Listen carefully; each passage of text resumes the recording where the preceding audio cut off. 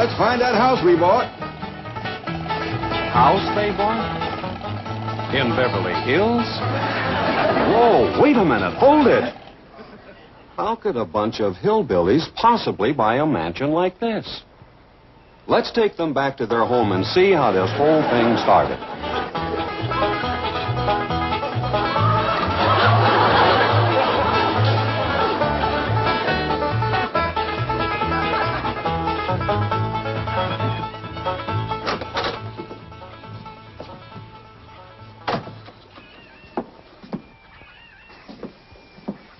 Jed, you gotta do something about that young'un of yourn. How'd that happen? Fighting with a bobcat. Get hurt? I reckon so. It went limping off on 3 legs. I swear I don't know what I'm going to do about that girl. Well, the first thing to do is to get her into a dress. She's getting too big to be wearing man's duds. Looky here. She's done popped the buttons off of her shirt again. Well, Elly May carries herself proud, with her shoulders throwed back. It ain't her shoulders that's popping these buttons. Fully growed up, rounded out, female woman. Time she started acting like one. Well, one of these days, some boy will come along and start courting her. They came courting when she was 12. What did she do? She whopped the tar out of him. Well, it ain't fitting. Girl running around as wild as a cougar, wrestling, fighting, and hunting. She ought to be doing woman's work. Helping me with the steel. Yeah. Well, I'll speak to her. Oh, that reminds me. Better go down and stomp out the fire under that mess. Hold on now, Granny. You ain't gonna stomp out no fire like that, are you? Huh? Oh, of course not. Don't want to burn my shoes. Huh? Granny, somebody open the door. Howdy, Pa. What you got there? Stranger, Where'd you get him? I beat him with a rock. Sure. He was skulking around down by the slough. Figured he might be a revenue. He ain't no revenuer. Then can I keep him? Of course not. Well, I caught him. Don't matter. Well, he won't be no trouble. I could keep him out in the smokehouse. Elly May, you can't keep people like they were dogs and cats. Ooh. Ooh, ooh. Ow, ooh, that's hard.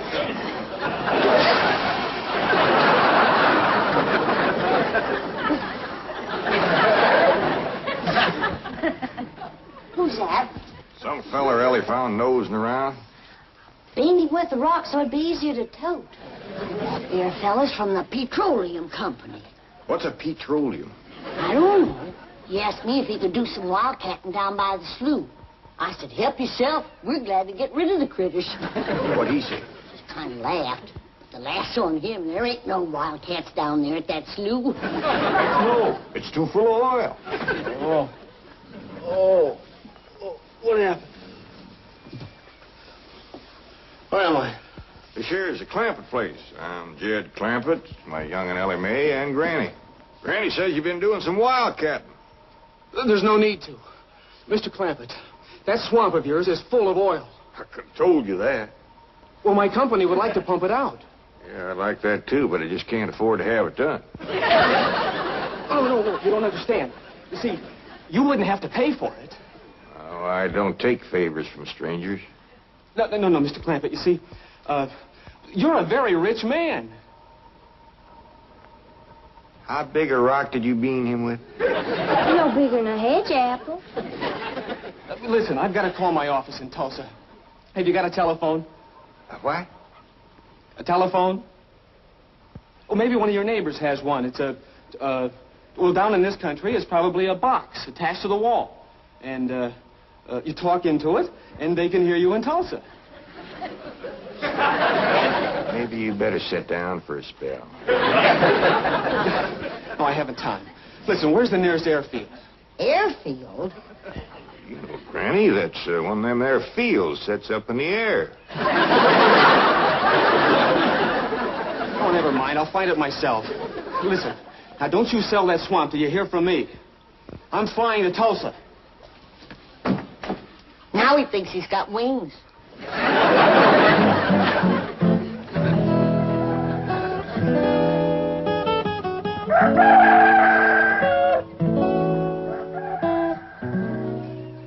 Morning, Granny.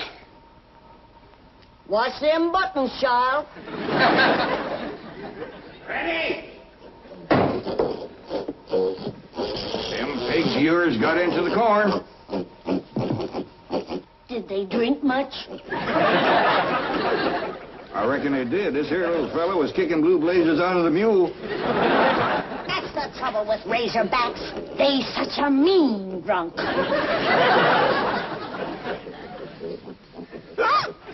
Yeah, this wouldn't happen if you'd stay in the house where you belong.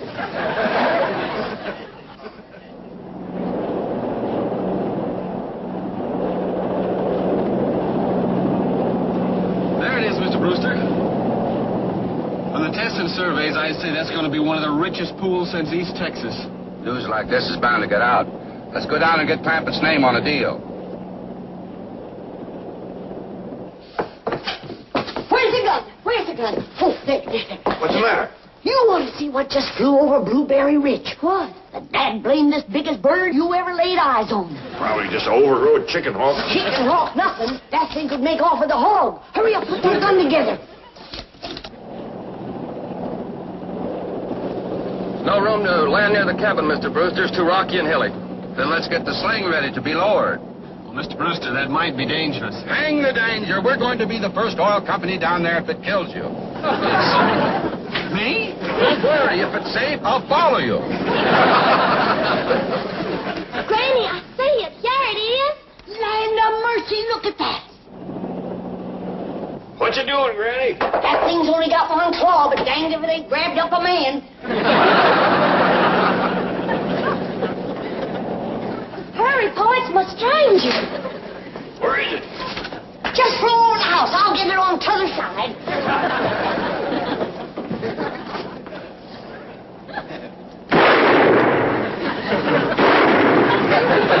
You kill it, Granny? No, but I made it drop that stranger.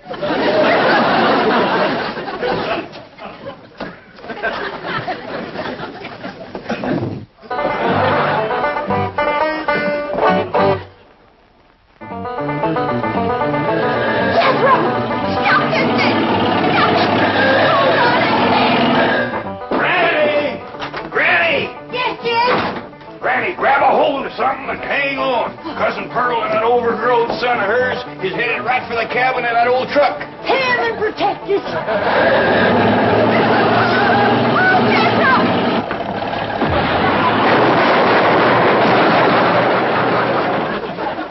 Did they hit us, Jed? No, but I think they sure want the chicken house. Oh, Jed, I'm sure sorry about the chicken house, but nobody got hurt. Jethro, I told you to get rid of them worn-out brakes. I did, Ma. That's how come we ain't got none. Get on out and lift the chicken house back on its foundation. Jed? Jed, Elly May came running over to my place, and she said you sold the swamp to some oil company.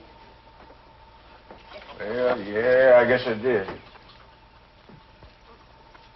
What did they pay you for it? Well, he ain't paid me nothing yet.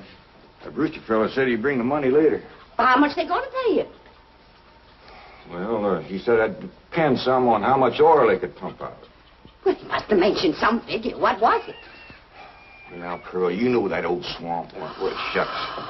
Jed Clampett, you got slicker and you're ashamed to admit it. That's just what I told you. Granny, how much they gonna pay him? All right, I'll tell you. He said around somewhere between 25 and 100. 25 and 100. I know it don't sound like much, but Mr. Brewster seems to set great store by the fact he's going to pay me in some new kind of dollars. There ain't no new kind of dollar. Well, it's new to me. I've heard of gold dollars, silver dollars, paper dollars, but he says he's going to pay me in, what do you call them, Granny? $1 million. Yeah, that's $1 million? it. He wrote the whole everything out on this piece of paper. Here, you can see for yourself. I don't know nothing about that junk. Let's see here now. Thanks in heaven. Granny, give me the jug. It's empty, but I'll fetch some. I'll go, Granny. Jed, you're a millionaire. A millionaire. Yeah, that's what that Brewster fella kept calling me. I didn't know just how to take it. He meant you're rich. Me? The richest man in these hills. Maybe in the whole state. Oh, Jed, you can have anything you want. Do anything you want. Go any place you want. Yeah, that's another thing he kept saying. He said he reckoned I'd be moving away from here soon. What do you think, Pearl? You think I ought to move? Jed, how can you even ask? Look around you. You're 8 miles from your nearest neighbor. You're overrun with skunks, possums, coyotes, bobcats. You use kerosene lamps for light. You cook on a wood stove, summer and winter. You're drinking homemade moonshine, washing with homemade lye soap. And your bathroom is 50 feet from the house, and you ask, should you move? Yeah, I reckon you're right. Man, be a dang fool to leave all this.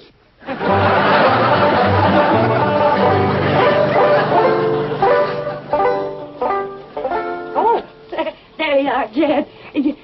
You misunderstood me. I meant you should move away. And you know where I'd go if I was you? Where? California. California? Yes, sir. Beverly Hills, California. Jed, remember the time that your pa took us to Eureka Springs to see the movie picture? Yeah. Well, the actors that make them movie pictures live in Beverly Hills. Go on. Yes, sir. Well, doggies. Ain't that be something? Living in the same neck of the woods with old Tom Mix. It sure would. And we could come visit you. You know what else they say about California? What? It don't get cold out there. What don't get cold out there? Nothing don't get cold out there. They don't have no snow or no ice. Can't they bring some in? They don't want it. That's why'd be so good for Granny. Remember last winter when she slipped on the ice and broke her hip? Yeah, poor old woman. She was limping for 2 days. Well, that couldn't happen in California because they don't have no ice. How come? I don't know how come. But Granny'd sure like it, and we could visit you.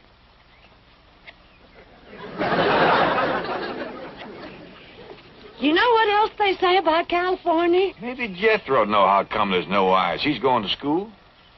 We could ask him. Jethro? Yeah, Ma. Come on over here. Speaking of school, Elly May could get herself a fine education out there in Beverly Hills. Yeah, Ma. Your rich uncle's got a question he'd like to ask you. What rich uncle, Ma? Your rich Uncle Jade. Jethro? How come there's no ice in California? Don't look at me. I didn't take it. You big dumb. Well, I didn't, Ma. Oh, get out of here. Well, you always... I didn't mean... I'm saying, Jed, folks claim California's got it all beat. Why, things grow twice as big out there. Jethro would be a whopper, wouldn't he?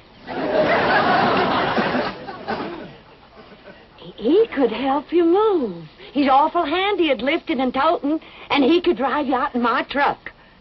I tell you what, Pearl. I'm going to have to study on this. When that Brewster fella comes back, I'll ask him what he thinks. Well, your cousin is right about that, Mr. Clampett. Beverly Hills is a choice residential area, and lots of millionaires do settle there. Folks like me, huh? Well, millionaires. And movie stars, too. Oh, yes, yes. Is Tom Mix there? No, I'm afraid Mr. Mix is dead. Oh?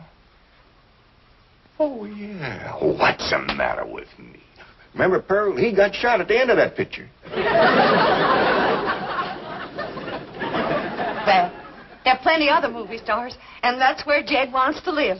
Ain't it, Jed? I do like the notion of living in the hills. Never could stand flat country. Mr. Clampett, I think it only fair. That is, well, I think you may have a wrong idea about Beverly Hills. Is that where you live? No, my home is in Tulsa. Well, say, maybe you could get us a place there in your neighborhood. Mr. Clampett, let's not beat around the bush. You will love Beverly Hills. Then that's it. Can you steer Jed onto a good place? No, I can get the bank out there to handle it for him. He'd like a nice big place with plenty of room for his kinfolk to visit him. I would like a nice, roomy place if I could afford it. Oh, Mr. Clampett, with your money, you can afford the Taj Mahal. Okay, I'll take it. Well, no, you see, I was just making a little joke. Oh, well, go right ahead. Well, you see, the Taj Mahal is in India.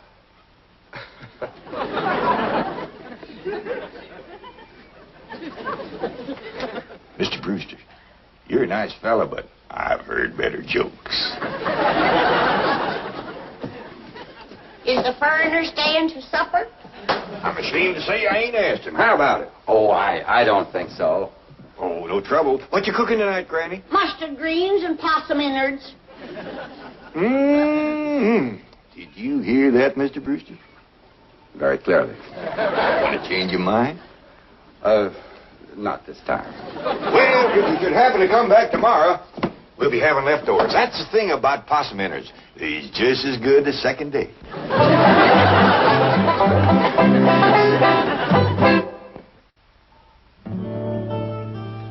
Ellie, if old Duke sits there with you, there ain't gonna be room for Granny.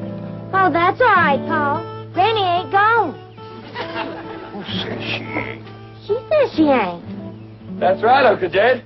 She's just sitting on the back porch in her rocker, and she says that's as close to California as you're gonna get her. We'll see about that. Dang if I ain't got me the muliest women folk. We ain't never gonna get there.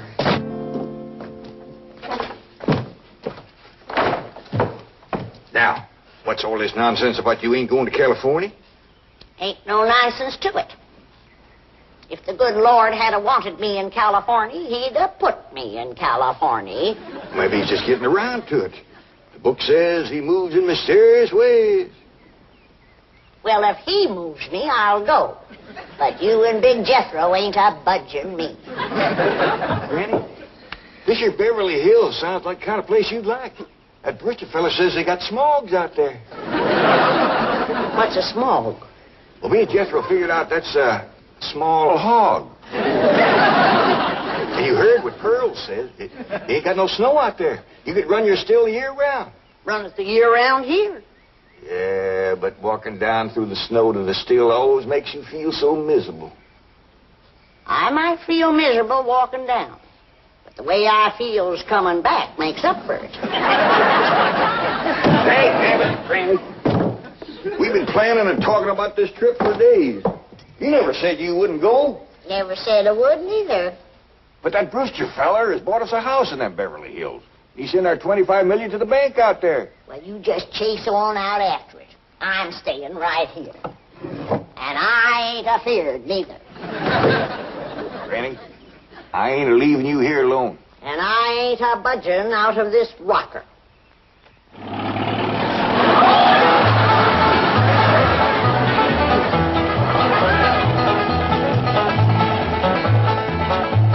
Jethro, what does that sign say?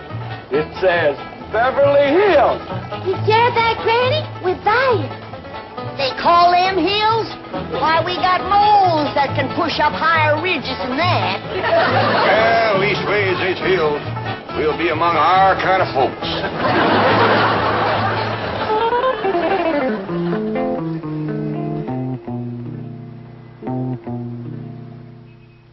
This deposit of $25 million to the account of J.D. Clampett.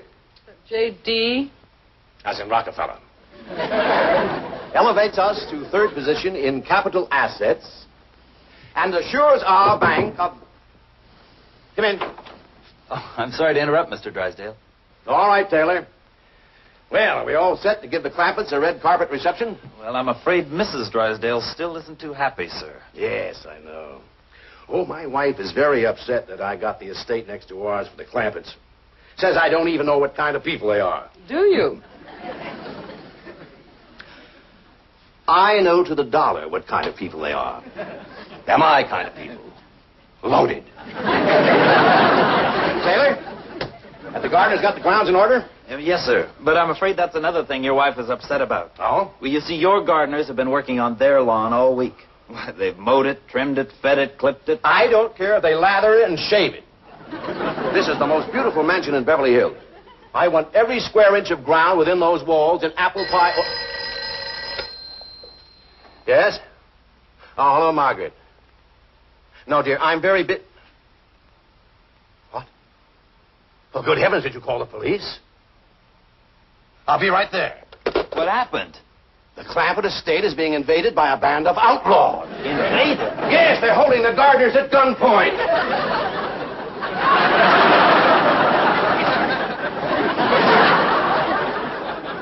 Sure is lucky we come along we did. That's the truth. The way they were slipping through that gate, another 5 minutes and that whole darn prison would have been empty. Jethro, you sure that's a prison?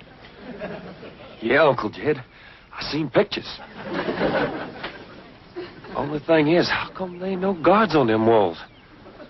Probably done them in with them knives and things. These killers, if I ever did see any. Fine neighborhood we's moving into. You hear that? Hot diggity, there's bobcats in these hills. Them sirens! Somebody's calling the law. I reckon they's going to be mighty grateful for what we done. Folks out here has got a strange way of showing they're grateful. You've locked up one of the richest men in the country. Mr. Clampett, I don't know how to apologize. I'm deeply humiliated. What have you cutthroats done with J.D. Clampett? I'm Jed Clampett, and I'd appreciate it if you let go of my Sunday shirt. You're J.D. Clampett, the oil millionaire? Yep, this here's my nephew, Jethro. Howdy. Quickly, man, unlock this cell. Mr. Clampett, on behalf of the entire city of Beverly Hills, I extend our deep and humble apologies for this unfortunate and embarrassing incident. Oh, I'm Milburn Drysdale, president of the Commerce Bank of Beverly Hills. My car is waiting to take you and your family to your new home. We want you to know how happy we are to have you, your handsome nephew, your lovely daughter, and your beautiful money. Mother.